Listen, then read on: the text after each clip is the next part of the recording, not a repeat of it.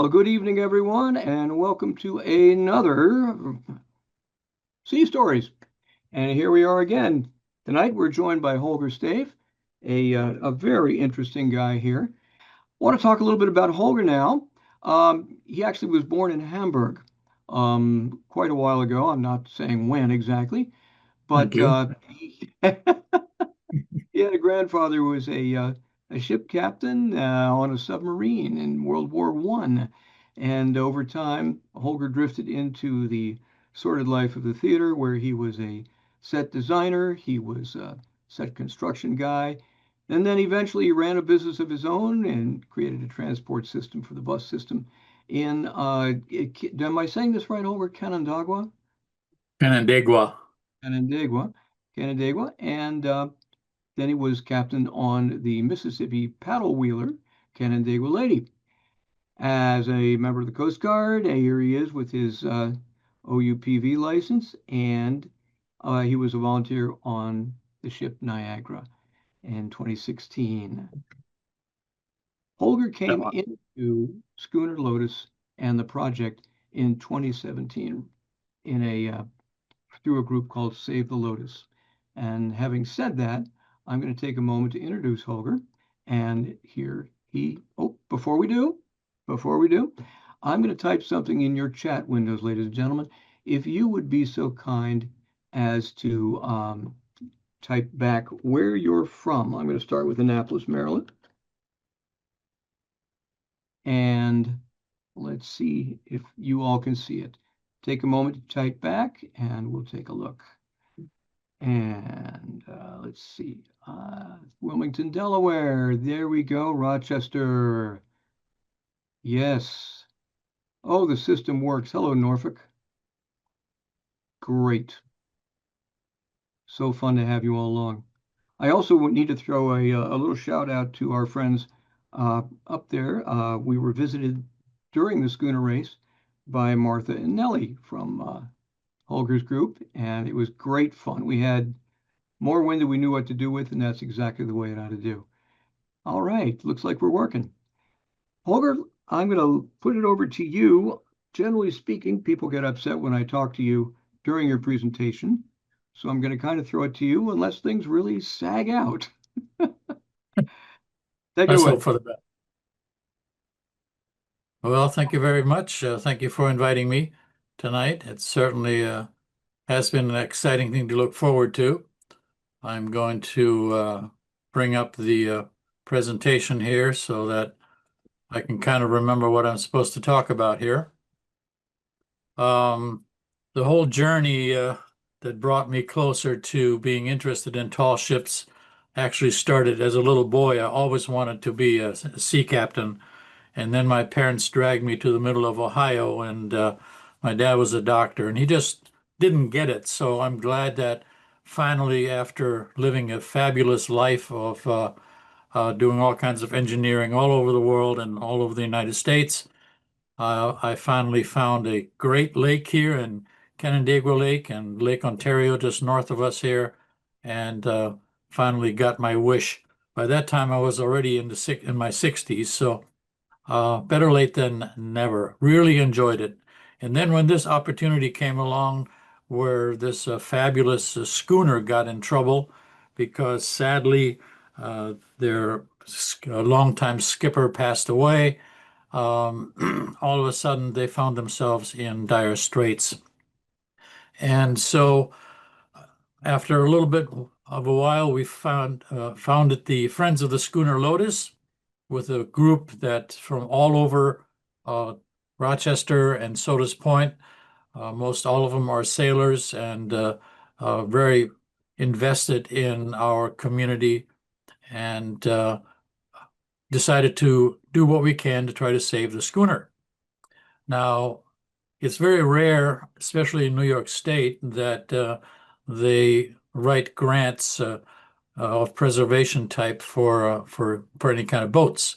But I wrote a grant for this guy, and we actually looked forward to receiving that grant, and we got that grant. So what is the schooner? Well, the schooner was laid down in 1918 in Rocky River, New York, Ohio, and was built as a private yacht. She used to be all white, like most schooners are, and went through many owners over the years. And then finally, in 1972, the owners decided that they were done with it and donated it to the Boy Scouts. The At the time, Otishana Council of upstate New York took it over, but the caveat was that it was to be sailed by the Sea Scouts, Sea Cadets at that time, and so the Sea Scouts took it over. She is about 48 foot 8 inches overall long, 34 foot in the water. She's 12 foot 11. Actually, she's shrunk a little bit. She's only 12 foot 3 now. Draws somewhere around 4.5 to 4 foot 9 inches. Depends on how much ballast she's got in it, of course. And is really all wooden. She had been well taken care of. They sailed her until 93 when they realized that things weren't going so well anymore. A few little holes here and there. And through the organization in Webster, they were able to get a grant backed up and put her into a repair and a remodeling back in 1994, 394. So that lasted until 2017 when we were putting it up on the hard and realized there was a big hole in the horn timber. And that, of course, is not a good thing to be sailing a boat with. But that was only the beginning of it. And when we started doing surveys for it and going through the boat, they did find out that there were many other things that should have been taken care of and needed to be repaired. So she actually sat on the hard for quite a while until we finally figured out how to get the boat from the Boy Scouts, because the Boy Scouts at the time had no money left. You know, all the other things were going on with the Boy Scouts at that time. And so they finally sold us the Lotus for $1. And we immediately took her off the shoreline and stuck her into dry storage so that we could figure out what to do. I sat down immediately and wrote a grant for it based on the estimates that we'd received in this process of doing the surveys. And Cayuga Wooden Boat Works had come by and given us an estimate, and that was the most thorough estimate, and that's the one I finally used to write the grant up against. And as you know, with states, yes, they tell you that you got the grant, and that was one party. That was a good party.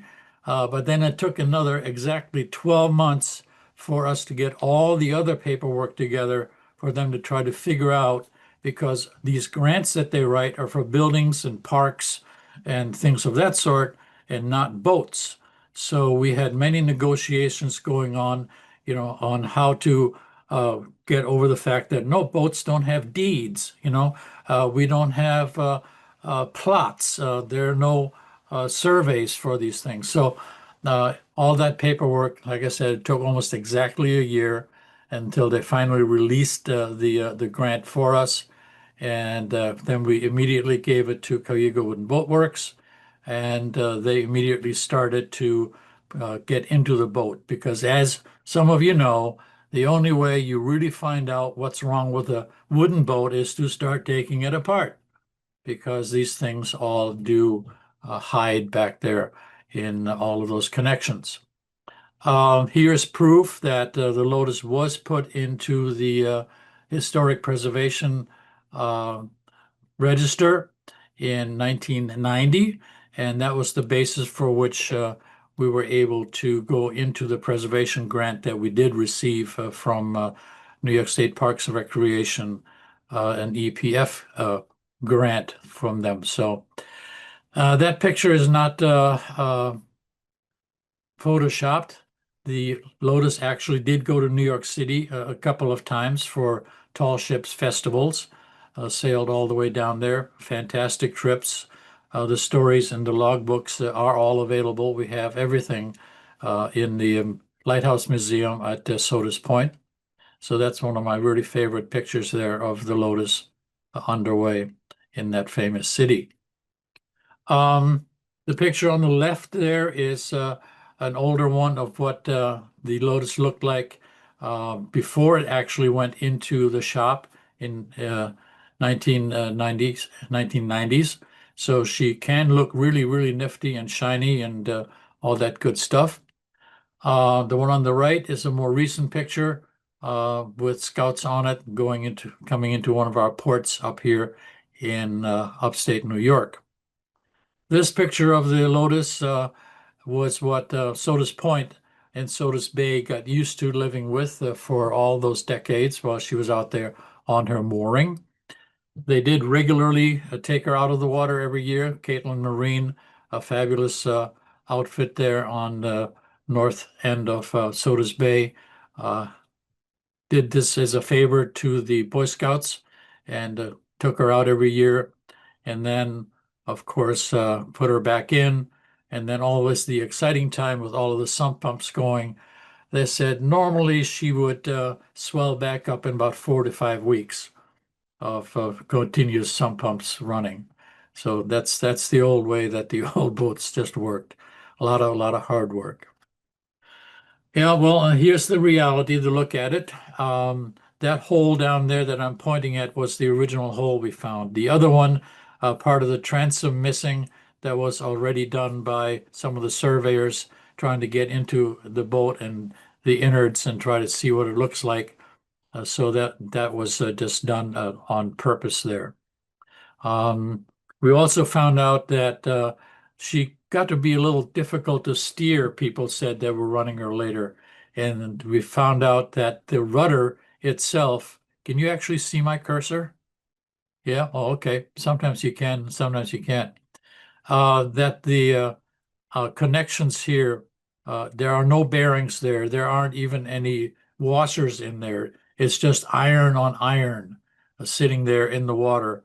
And that really isn't good. And the whole thing is sagged about an inch. So something else to look forward to. And that will be, of course, part of the reparation as well. Here, just a couple of pictures before we got her off of the hard. The north shore of Sodas Bay is very, very windy, especially when south winds. And I think every winter we rewrapped her probably 3 or 4 times, just trying to keep wrappings on the boat itself, keep her from getting too soaked. In addition to the inherent ballast keel, she had about 3,500 pounds of these lead ingots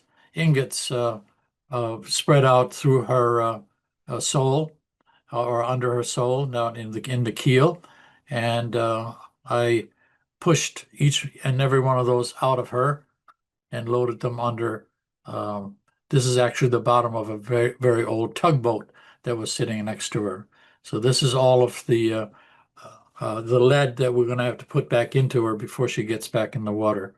But we figured it'd be easier to transport her without that extra weight on it. So that was a good decision. Then finally, on December 21st, 2020, just before Christmas, we had received the bill of sale. She was ready to go. We pulled her out of the water in Caitlin and then brought her up to Beacon Bay. It's about a 45-minute drive with a big rig like this, and then immediately put her into the barn. So I'm going to turn it back over to Duncan. This is a pitch to ask you to join us at the American Schooner Association. Founded in 1972, the American Schooner Association is dedicated to the history, preservation, and promotion of the schooner rig. You don't need to be a schooner owner to join the organization, just to be interested in these beautiful boats. As time marches forward, the role that schooners played in the history of our country is fading too. Your membership helps support educational programs and provides a base for preserving these vessels. So join us. It's inexpensive, important, and we'd love to have you along. We'll see you at amschooner.net.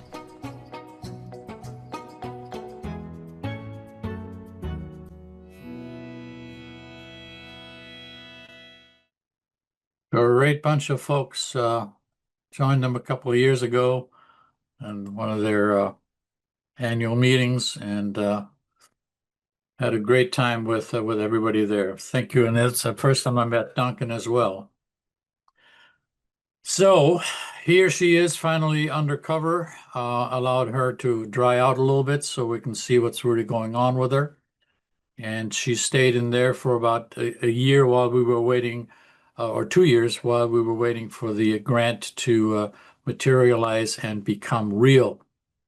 And then on March of 23, after we received it and the weather finally thawed out enough and they opened the doors, we got her out of the shed and put her out there.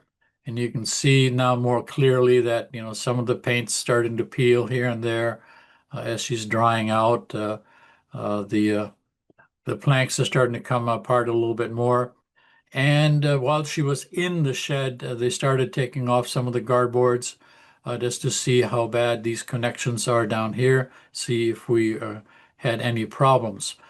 One of the big fears was that the big, enormous ballast keel down here, of course, required enormous bolts to hold it to the keel and the boat itself. And we were hoping that those bolts would be serviceable and we wouldn't have to go through cutting through them all. So I'll share that good news and the results of that shortly as well. So when they opened up the boat and started really poking around, they discovered that just forward of the motor, the original keel had been supplemented with a new keel plate. And the old keel, which is now turned into the keelson, was found to have rotted through almost the entire length of that board. And you can see on the right there where that is kind of evident, going under here, underneath the floors. And so Ken cut a piece of the keelson out, as you can see here. And this is that piece he cut out. And this is the original 14-inch width. So all of this was literally so rotten, it just fell out. So that was our first project that had to be determined is you can't have a boat unless it's got something to sit on. And so we had to figure out to proceed and remove the ballast keel so we can get to the keel and start working on replacing all of that. So here is some more of that evidence. Then they discovered when they tried to take the keel bolts out is that when they touched the nuts that were holding the keel bolts up, that these nuts, some of them are actually crumbling, and realized that when they put the boat together, they were very good at using stainless steel bolts, but then they put galvanized nuts on them. And with the water sitting on that, those galvanized nuts and the stainless steel, they interact, and the galvanization only lasts so long, apparently. And some of those nuts literally just about fell apart. So in some cases, they could still get a wrench around them, but many of them, they literally had to almost chisel off of the keel bolts. You can see one of the keel bolts coming through the rotten part right there. That gave us hope because that bolt itself looked pretty darn good. It had some dirt on it, but that's really just dirt that wiped right off when we reached down in there. Ken's finger here is sitting in the other problem that we discovered at the same time. In removing some of the boards, we were trying to be careful, and taking the bungs out, and then realized when we got in there that again they had used galvanized screws to put the planks in there. And again, in a lot of these older ones, that galvanization had gone away. There were nothing more than iron uh, screws in there anymore. And they, of course, then rust, and then that takes over the rot. And so all these huge holes in there through the planks. So any place where this is the case, all that will have to be replaced and taken apart and done over again. As we were going through trying to figure out how to get the keel out, we realized that they never did anything underneath the motor. They didn't replace anything under there. And so we had to take the motor out in order to get to the keel bolts so we can actually drop it off. They didn't leave enough room there for us to work underneath the motor. But then stepping into the inside of the cabin for a moment here, the forward or the aft cabin was in really, really bad shape, as you can see in the top left there. Some of that is really rotted away over the years because that door was left open a few times in the winter or didn't seal very well. And so it became even worse when we got around to taking the top off. You'll see that picture in a minute. Oh, that's the top on the right there. Most of that wall you're looking at in the top left there, half the wall came up with the roof, so it kind of fell apart. But we kind of knew that we needed to replace the cabin tops anyway. You see the ship's number, the official number there in the beam, right there on the right side. The forward cabin is down here on this right side. That's actually looking very, very nice. We hope that we can pretty much keep it intact as it is, even though the top will be replaced. And we'll have to figure out just how careful we can be, or how careful it'll let us be to replace the topping of that. The cabin tops are going to be redone with canvas, so it looks more like the original edition used to be. What they had put on here, and this one was basically just plywood. And you know, plywood and water, how much they love each other. So I'm going to try to avoid that. There are bunks available. She used to sleep at least 6, but they had some trips where they took up to 14 kids. So it was nice for kids. You know, they could sleep out on the deck and do fun things like that. It was an awfully fun boat to be with. So here was the mess that they went through to take the engine out. Now the Yanmar was replaced in the 94 redo. So now we have a 1993 Yanmar in there, which is running perfectly. It's in another shop. They went through it and made sure everything was good to go. So we wouldn't need to replace that as well. Folks did say that as tough as she is to handle in some respects, because she doesn't have a deep keel, she would outmotor anybody around. With that 80 horsepower motor, she could really haul. So that was kind of good. A little bit on the noisy side, they said. Everything here, the motor mounts and everything, that was all brand new. Everything that's painted orange were reduced from the 1993-94 restoration process. And here's the Yanmar out there. They've finally said, got it done, got it on the truck, so she can get out of here. Once we had the top off and pulled the engine out, then Phil was able to get going on building the shed around it and enclose her. So here is that project, and we got it done just before the snow hit. And we always have to have the proper sign, of course, of the project that we have to exhibit, so everybody knows that the state is what make this all possible. And then, yes, let's try to figure out how to drop that keel.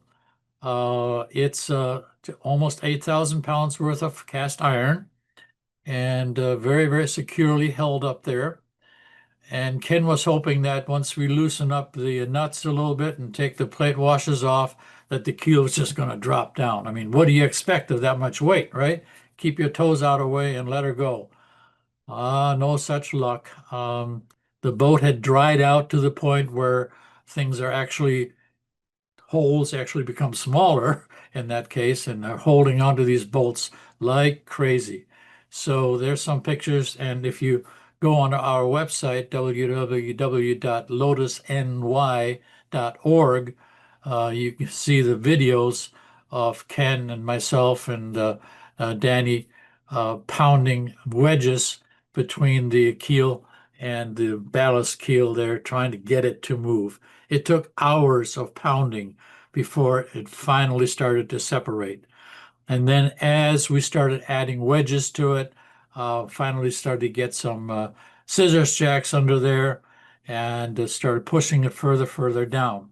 However, in anticipation of that major drop that we never got, they had installed two house jacks, enormous house jacks, the old style, still made with uh, cast iron bases and all that, to try to hold that keel up if they needed to. So as we were lowering it, we would lower the house jacks, make some space in there, then drive the keel down onto it, and little bit by little. I think it took a total of, was it 4 days, Phil, to get the keel to finally drop all the way out and have all of the bolts where we needed to get to it clear the keel plate. The bolts at the stern, like under the motor and a little further back, those bolts are actually much longer because they go through a lot more wood back there. So those are still in place, which is a good thing because that keeps the keel lined up to where it's supposed to be, and hopefully will make it much easier lining up new holes and getting it back pushed back up onto the boat when that time comes. Other difficulties that we ran into is they didn't bolt everything together. They used an awful lot of nails, especially to put to nail the floor timbers to the keelson and the keel. So these enormous nails, of which I have one here, just in case I need to pick my teeth or something like that, were quite the operation to drive back up so that we can get a hold of them. And Ken actually made a little apparatus there for his jack hammer so that he could get under the boat and drive those bolts upward a little bit with a little bit more than sledgehammer help, so that Danny could be up there with his large tool and pull them out. And that was a lot of work for all of them. Some of them we couldn't get to, or they couldn't get to, so they had to get in there and actually just cut them off and then later pound them out. But a lot of work went into clearing all of that material out of there for them. And then once we got all of that loosened up, they dropped it all out, and there it is, the boat sitting there without anything to sit on.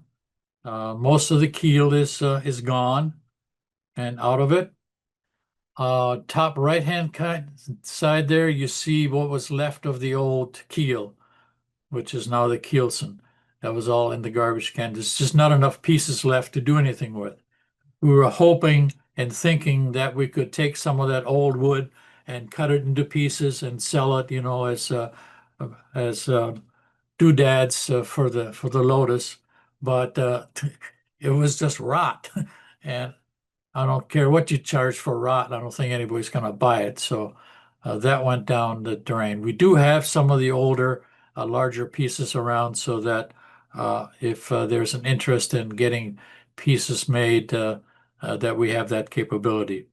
Bottom right is the keel that was added in the 93-94 restoration. So that was actually put underneath the old keel, and would be actually sitting on top of the ballast keel when you look at the entire assembly there. The one in the middle here, those two oak strips that are sitting there are just strips that Ken put in there so that after they've removed a couple of the older floor timbers that needed to be replaced, they wanted to be able to line them up properly when they come back in. So that's just a tool or a template for intermediate restoration. And then when we started, or when they started looking a little closer of what's going on with the stem, about the same time, somebody discovered a movie of the 93-94 restoration. And that movie, did I already post that or not? I may not have posted it on our website yet. That showed clearly that they only replaced the top half, the very forward part of the stem, and not the bottom part of the stem. So as Ken was feeling around, as you do when you're doing a survey and using a screwdriver to poke into it, his screwdriver almost disappeared into the lower part of the stem there. And that's his hand, not behind it, but in it. So definitely, hello, hey, guess that part has to come off as well. On the right, you see where it has been removed.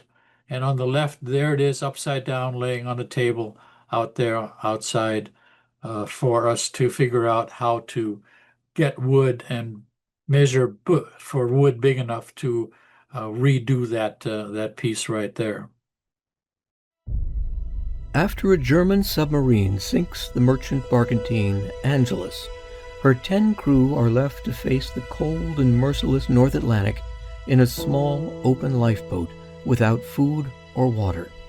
Over the next 10 horrifying days, 24-year-old Walter Boudreau witnesses the death of all but one of his shipmates. Miraculously, Boudreau survives. Just as incredible, this agonizing introduction to life before the mast does nothing to cool his passion for sailing. Over the next 4 decades, Captain Boudreau's love affair with the sea aboard his various classic schooners takes him through nautical adventures both thrilling and extraordinary.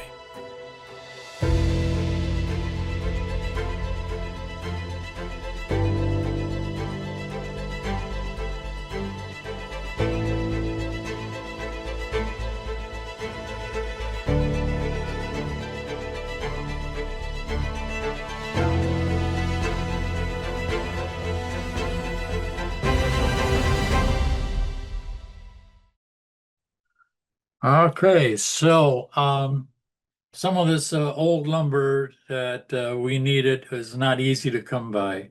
And luckily, Phil has a great connection out in Connecticut where he went out early on in the spring to look around to see if there's anything around, explain to the owners what they're looking for, what they need.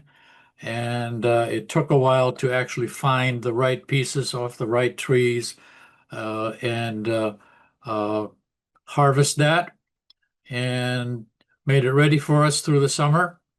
And they went out there and retrieved it just a couple of weeks ago. So this large piece here, we bought most of it in order to make that big central piece of the lower part of the stern. The new keelson will be coming out of one of these pieces right here. That's not all that dramatic. They just need to be square. But the big formed ones for the keel are going to be a little bit more challenging. We have been offered a great service from New Energy Works, which is a big timber framing company here in Farmington, New York, that they are willing to cut the large pieces for us with their enormous CNC type lumber shaping machines out there. So I was just out there this afternoon looking at this part of the project, and it's rather challenging because you're curving, you're shaping, and you're changing thicknesses as you're going along. It's really interesting. But I think there's technology now, especially with those big CNC machines, where they can be very helpful in helping us shape that a lot faster than what you would be doing with various saws and grinders and all that kind of stuff. So the pieces are there. In the meantime, also during the summer, uh, Phil and Ken started reshaping and building new floor timbers and installing them in the boat so that it'll be ready for when the new pieces do arrive and are ready to be pulled back up into the schooner. We also have many other places on the schooner that need repair. We had hoped that the deck really was as good as it looked from the top, but once they looked at the underside, they realized that no, something has happened forward. Right underneath the king plank and where the anchor winch is anchored through the bits, water had gotten in and pulled in underneath the king plank all the way down. So you can see how bad these pieces are in between the deck beams. So they pulled out the king plank and have removed those rotten compression pieces there. Luckily, this is something that you can really deal with definitively with stuff that you already have in the shop. And we definitely have enough materials left to do that with. It looks like we're not going to have to replace a lot of actual deck pieces themselves. Everything has been salvaged. We kept all these pieces and we'll be able to reuse almost all of the old decking. So that's good news. Hopefully it stays that way. Then we need to start opening up the stern after the keel is all back together. So the entire transom is going to go. A lot of this lumber down here is going to disappear so that the horn timber can be replaced. A lot of the transom has to be replaced because, as you can see here, there's a lot of damage that occurred over the years. And also then we need to address the entire rudder area here. The rudder needs to be actually lifted up a little bit, have some kind of a bearing surface installed in those joints so that the rudder will actually move more easily. We have a very fascinating steering gear in here, one of the old ones. There's a picture of it on the website that is well preserved and that we'll be able to use again. The planks themselves on the outside of the boat are actually in fairly good shape.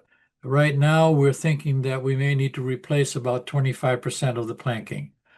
And that's really, not an enormous amount of work right there to do. Hopefully we can find the good wood to do it with. That right now is the bigger challenge because some of these old longleaf pines and so forth are getting a little tougher to find. So what's in the future of the lady? The grant actually demands of us that we provide a future for the boat for at least the next 20 years, or have a plan in place to provide for that. And the plan is to have her in Sodas Point, and here's a picture of Sodas Point. The village of Sodas Point is actually in the process of building putting in plans for a new public dock, which includes a docking space for the Lotus so that the public has ready access to the boat. Our business plan has her at that public dock from April through or into October, all depends on weather around here, so that all except for Mondays will take the dark day for reparations and so forth.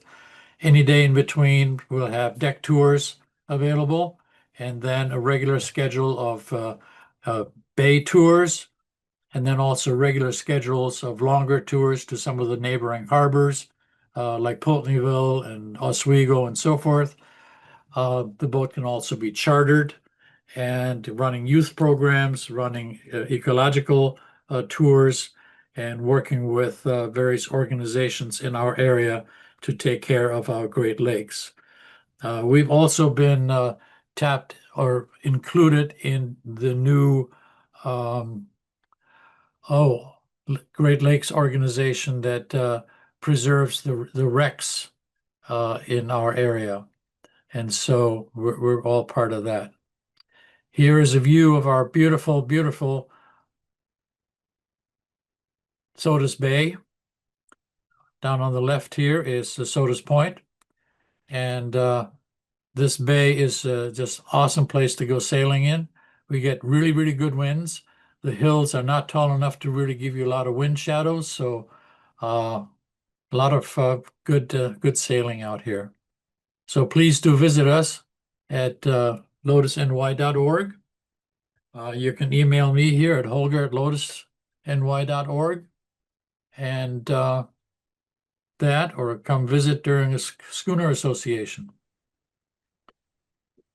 Did we come up with any questions?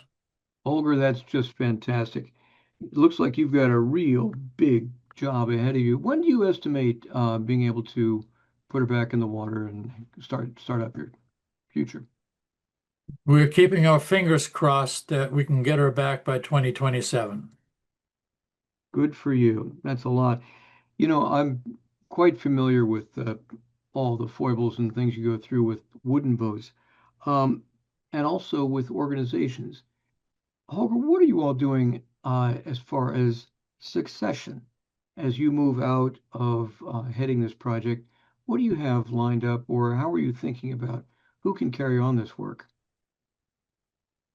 That is an awesome question. We are looking for, and we have some actually younger members in the organization that are only in their 40s and 50s. We call that younger, right? Yeah, Uh, absolutely. uh, and as we're, or once we are getting a little bit better idea of when the boat can actually be completed, we'll have a focus of when we can start putting the other business plan into operation. Yeah, And that's a whole, different kind of fundraising aspect because it's for operations and programs and so forth. And that's a whole different pot of money that we can then start tapping into and funding salaries and those kind of things.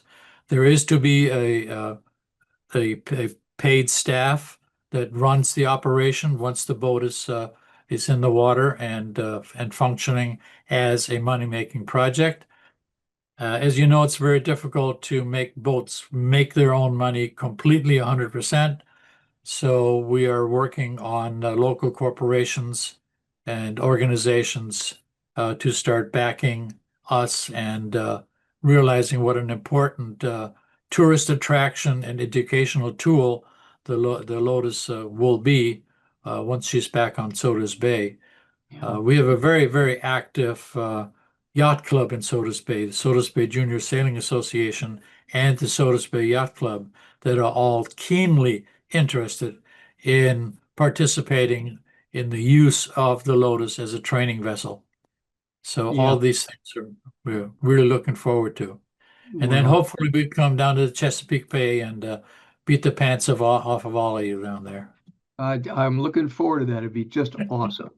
Just awesome. Well, Even it's though I may be a little hesitated in putting it back into salt water for. well, actually, that's one of the questions I had, Olger. I've had many people tell me the difference in rotability, if that's even a word, between freshwater and brackish or salt water. Have you noticed anything different about how quickly it fell apart?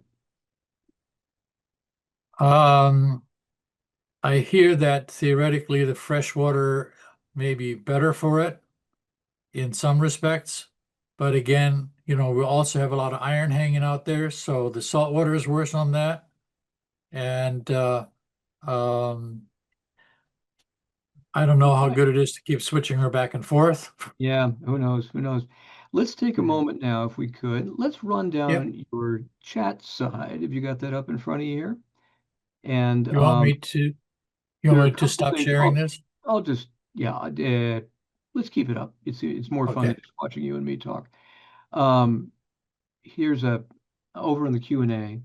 We have quite a few questions about how close was Lotus to the point where building a replica would be the only choice. Can you see those Q&A? It was considered. The issue was, sadly, we're in a part of the country where there is almost no interest in schooners, and also not an enormously wealthy sailing community. And so, since there are virtually no grants available for building um, replicas, it was simply not a choice. And the Hmm. condition of the boat itself really was not deemed for it to be irreparable. I Yeah, mean, this whole project, I didn't say that here. The whole project we estimated to be around $365,000. That's what our budget is right now. our fingers are And crossed. We'll stay there. so yeah, and Yeah, that's fully funded. We have all the matching grants for that, and of course the New York State grant. yeah. Looking over in the chat window here, um, Dave Lochner asks Holder, what's been your experience dealing with the USCG Coast Guard and getting certified as a Subchapter T vessel? We're working on a subchapter T. We have a couple of great inspectors that are working with us. I'm actually in the process right now of doing some of the drawings that they asked for, which are, fairly standard stuff. And they are very positive in that there should really not be any obstacles to classifying her as a Class T. They're very, very, very proactive. Well, you're really lucky, I'll tell you that, to have them along for the ride while you're building. There's Yeah. nothing worse than having them walk in after you've done it and they go, oh, you can't do this. We've got a really nice little comment here from Jamie Hayslip. She says, this is great to see. I sailed on the Lotus 1984 to 1985 as a Sea Scout. Great memories come back. Awesome. Great. Yeah, I bet you're Thank going to you. get a lot of that while you're doing your build. A lot of people will walk by and say, oh, I remember that, that sort of thing. It's all Yeah. good. I have a friend here who says, oh, my grandfather used to own it. It, well, I just sent you an email about a guy who thinks he sailed alongside her. Ooh, Yeah. gosh, back in the 80s. So it's pretty cool. It's a big, big job. How many people kind of now are involved in this project, Holger? Well, you can always like to have more. Yeah. Let me just leave it at that. Oh, you're still knocking wedges and doing all that sort of stuff. Right. Uh, um, this is a pretty good chat. We've got a few more minutes left. Ladies and gentlemen, if you do have any more questions, please type them in the Q&A box. And Holger, you had mentioned a little while ago about putting on a canvas deck cover. And there are a lot of people here who may not understand just what that is. Could you describe decking with canvas and how that works? It's uh it's a process where they use certain paint-like glue combination that they soak the canvas in and uh, meld it to the substrate, and that gives the deck a very uh, slip-resistant texture to it. Mm-hmm. It's also looks really very, very nice. Um, Not too hard to clean. So the Mm-hmm. canvas itself is not really exposed. It's just you still have the texture of the Mm-hmm. canvas that you see there. And Phil just did another job on a older, a larger motor craft like that. I was really impressed by the outcome of that. Yeah, it's amazing to do it. On my side, I've actually peeled old canvas off So I totally get how it works. Is this going to be, or is it a documented boat? I saw your identification number down below. Yes, it's a documented vessel. Yes. Yep. And what So does that, we don't have a registration number. that's right. What does that mean for people who are watching a documented boat? That generally is a vessel that very often is subject to annual inspection by either the Coast Guard or if it's in inland waters in New York State, by the New York State Marine Services. And they come around and they give it its blessing every year. So they decide on how they will treat the vessel. Now, Hmm. it was in the hands of the Boy Scouts. In that case, the Coast Guard had said, well, as long as only the Scouts are using it, you're on your own. We'll come around once in a while and make sure you still float. Once we put it into Class T, however, it's going to go under annual inspection, no doubt. And then we have to prove that we know how to do man overboards and all that good stuff Yeah, as well. Yep. and I totally get that. One of the interesting provisions of being a documented boat is that you can be called into federal service in times of war. So keep your Oh, eyes thanks a lot. Maybe I'll retire before then. keep your eyes open.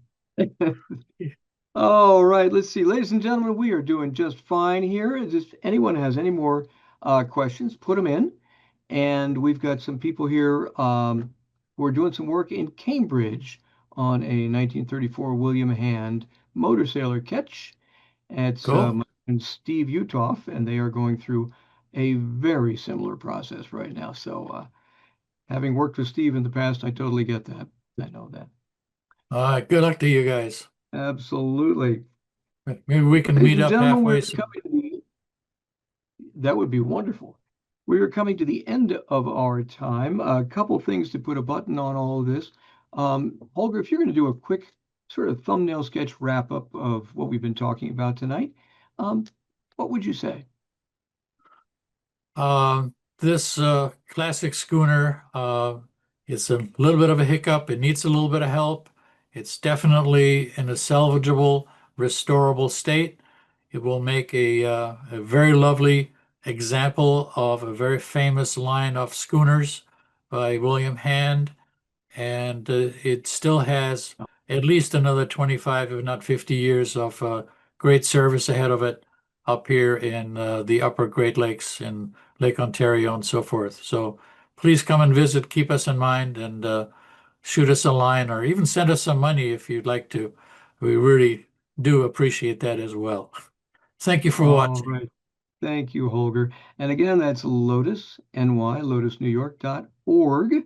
And before we let you go, downrigging is coming up here in Chestertown, Maryland. And I'll be giving a lecture on the Great Chesapeake Bay Schooner Race. So if you were in Chestertown at the end of October 30/31 and November 1st, please stop by. It's a huge bluegrass festival as well as a collection of classic boats as they're heading south, and we would love to see you. Holger, this has been a great time, and I really appreciate you being with us. And for those of you who have joined us, thank you so very much. All right, Thank man. you, Duncan. You betcha. And we will look forward to seeing you all soon on the water.